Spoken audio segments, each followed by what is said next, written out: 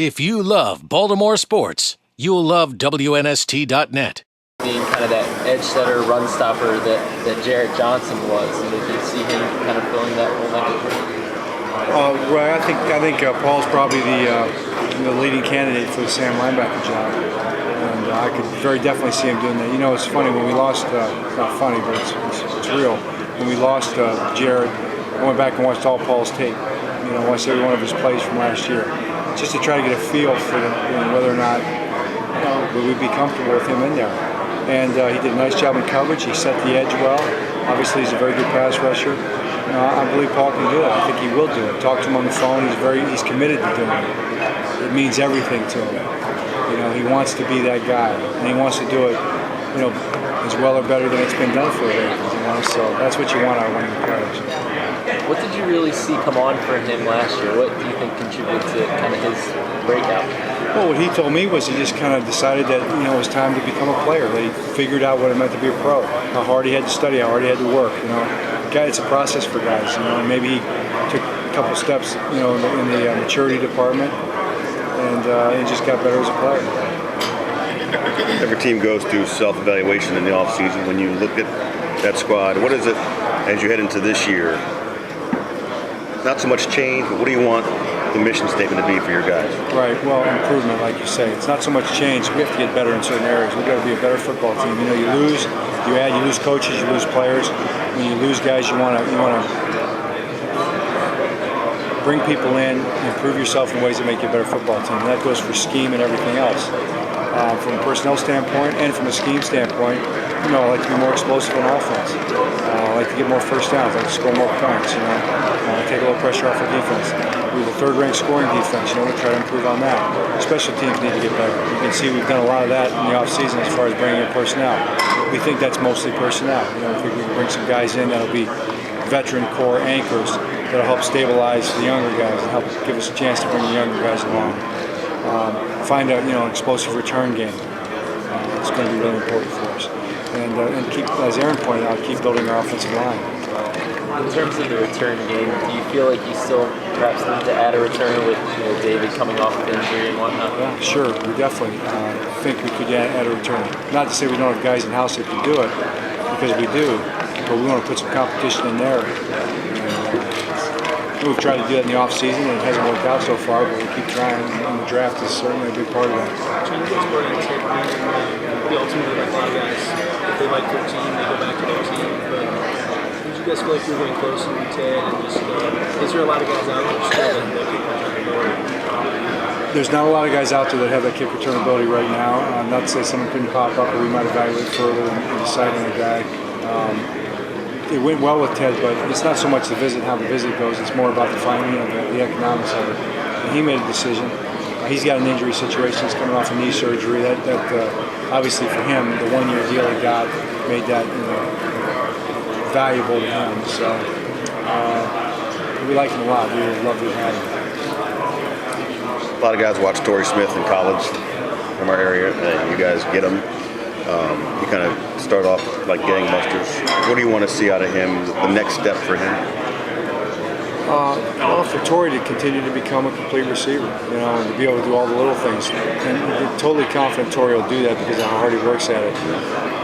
Run the crossing routes, run the routes over the middle, make the contested catches going inside, and keep building on all the stuff he does downfield and the posts and the comebacks and all that.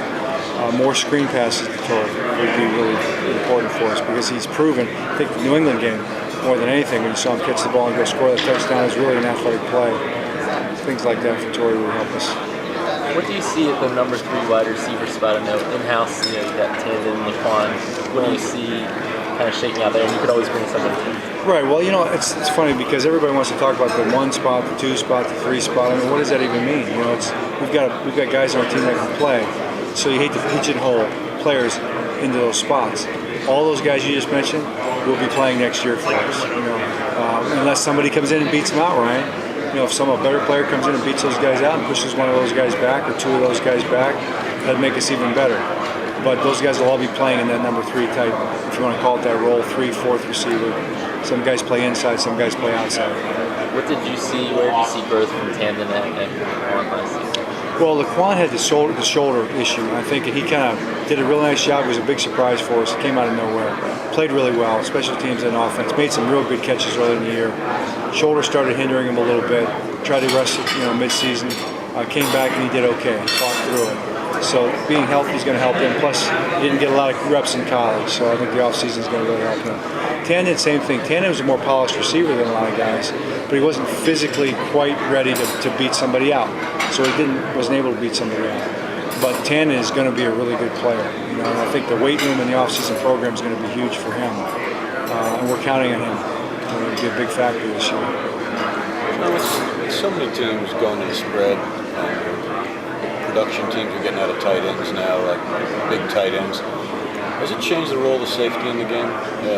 What he has to be able to do, physical qualities of a safety in today's game?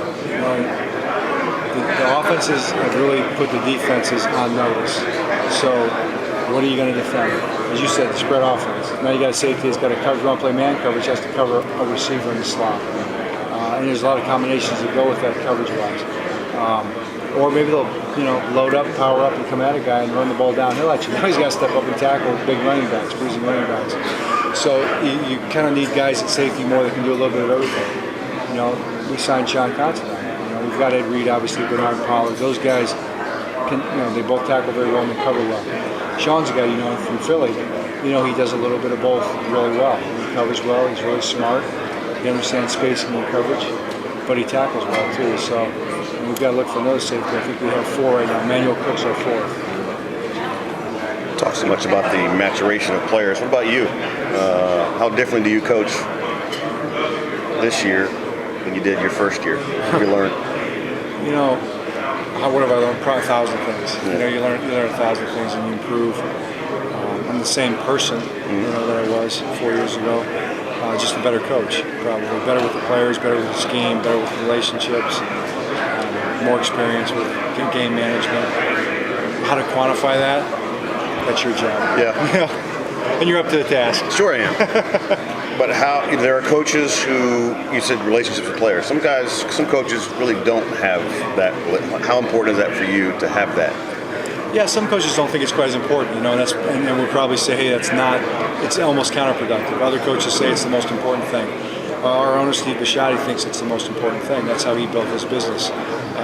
So that's one of the reasons we hit it off from the beginning. So it's going to be huge for us. It's a big part of our organization. It's a lot of hard work, but if you care about guys, you've got a chance to build a relationship with them. We've got good guys. If you love Baltimore sports, you'll love WNST.net.